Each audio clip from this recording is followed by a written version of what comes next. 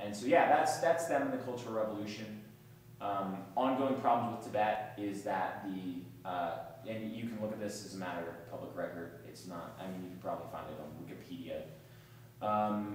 So the Tibetan exiles have waged a guerrilla warfare against the People's Republic of China.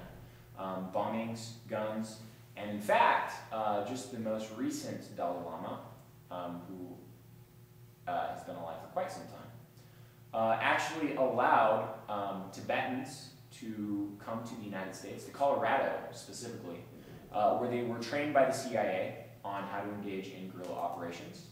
And they continue to be funded through the CIA, and the Dalai Lama continues to not denounce their violence, which to a certain extent I can understand. I mean, if I lost my religious, if I was the Pope and suddenly communists took over, or anarchists, probably mixed communists and anarchists is probably the most likely thing, took over Italy, and I had to flee to France, I'd probably be pretty pissed, and I'd continue to support, Catholics that were fighting against it. But yeah, during the Cultural Revolution, mostly they were passed over, just because, I mean, there were border skirmishes, especially with India, but most of the focus was in the industrial areas. Does that answer? Any additional follow-ups? Criticisms, self-criticisms? Not particularly, no. Okay, cool. Yeah. This might be a little bit redundant because I think it overlaps with what you've been talking about a little bit, but what was the effect of the Great Cultural Revolution on religion and the old ideas that they had after all these red guards went out and smashed all these artifacts and burned these scrolls? And what was the before and the after from the old to the new ideas? Well, the big thing is the idea that anyone could be anything.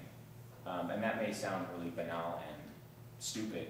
But again, you're coming from a culture that had thousands of years of Confucianism, which is, if you're a peasant, your job is to be a peasant.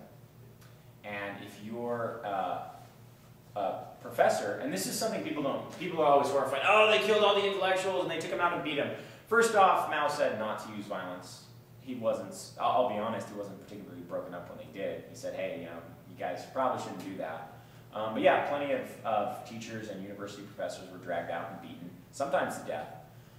But what you have to keep in mind in the context is literally, historically, because this is going to sound really weird, but China has been historically a very bureaucratic nation and has had a lot of bureaucrats who approve things, who are envoys of the court. I mean, Confucius was a bureaucrat. Lao Tzu, who wrote the Tao Te Ching, was a bureaucrat. And so it was a very bureaucratic society. And one thing that happened is positions became stratified. And in fact, to be a university professor was to be of a higher class than your students, unless you were training their aristocracy. It was to be a higher class than peasants. It was to be a higher class than workers. And this really came through a lot, because a lot of those professors were not, they weren't particularly happy to have to train stupid, ignorant, country bumpkins. And that's not so much anymore. It wasn't so much after the Cultural Revolution. And so the entire culture changed from one of deference and respect, where you had to respect the person who was above you, to one where, hey, look, I only respect you if you're doing what's right. And I only respect you insofar as you're doing what's right. And three, I could also become like you if I happen to be. If that's what I wanted to do, there's nothing that would prevent me from being that. And so yeah, a lot of that went out the window. The idea of, Buddhism was relatively strong in China. The idea of ancestor worship, the idea of, again, dharma, karma, the cyclical deserts in the form of reincarnation as a peasant or as a high party official, out the window. And people, for a while, were ready and able to speak out against authority. And it's worth noting, I'm going to probably get myself in a lot of trouble with a lot of people I shouldn't get myself in trouble with, but it's worth looking at Tiananmen Square. Now, I'm not going to uphold the Tiananmen Square protesters because their leadership, not the protesters themselves, but their leadership was definitely for capitalist restoration, and they were definitely pro-capitalism, they were definitely pro-Western, and they were definitely liberals. And that's their leadership. But if you look at the rank and file at those protests, most of them grew up during the Cultural Revolution. And most of them were not protesting, oh yeah, we want more capitalism. They were not protesting, oh, we don't have enough democracy, whatever that is. Or what they meant by democracy is they meant the rights that they had under the Cultural Revolution. The right to speak out. And in fact, many of those workers who, again, were students at the time of the Cultural Revolution, what they wanted is they wanted an end to the capital road. They wanted an end to capitalist restoration, and they wanted to push along the socialist road. And the very person who put them down was one, Deng Xiaoping. The effects are still there, but they are slowly wearing out just because those people are getting older. It's not as vibrant. And because Deng Xiaoping and the Chinese government, well, let me just preface this.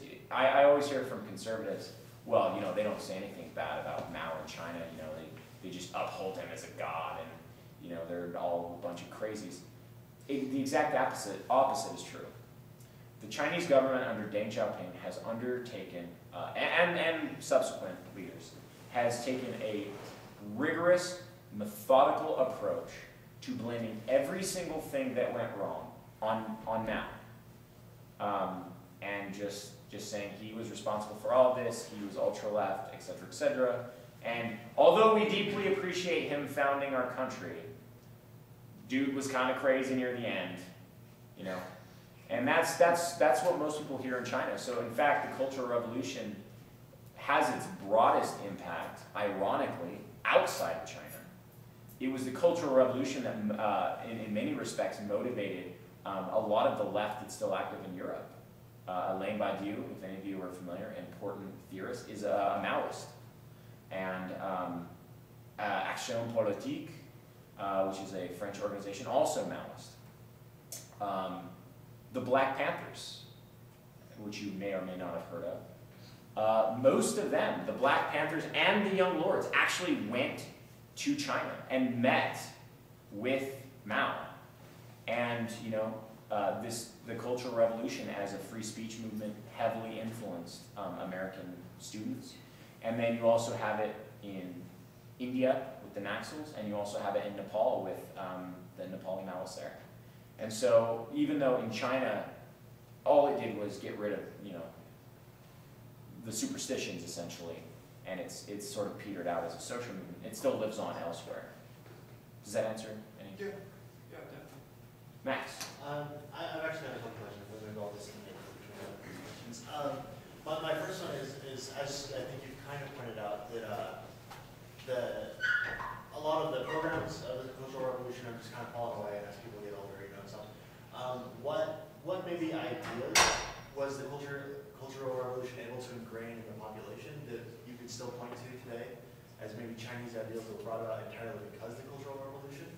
And if there aren't any others than the ones that you've already kind of commented on, how could they have ingrained them better into the masses?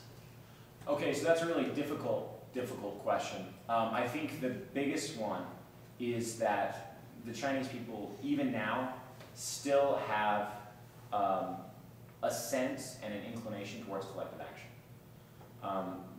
Even under the market reforms, again, I'm trying not to get myself in too much trouble, this market socialist reforms that have been going on in China, a lot of people in China are suffering. And they're not suffering for their own sake. They're not like, hey, guess what, sometime in this future this will be super awesome for me. I mean, maybe there's some of that. But the big thing is, hey, China needs to be a strong nation in the world.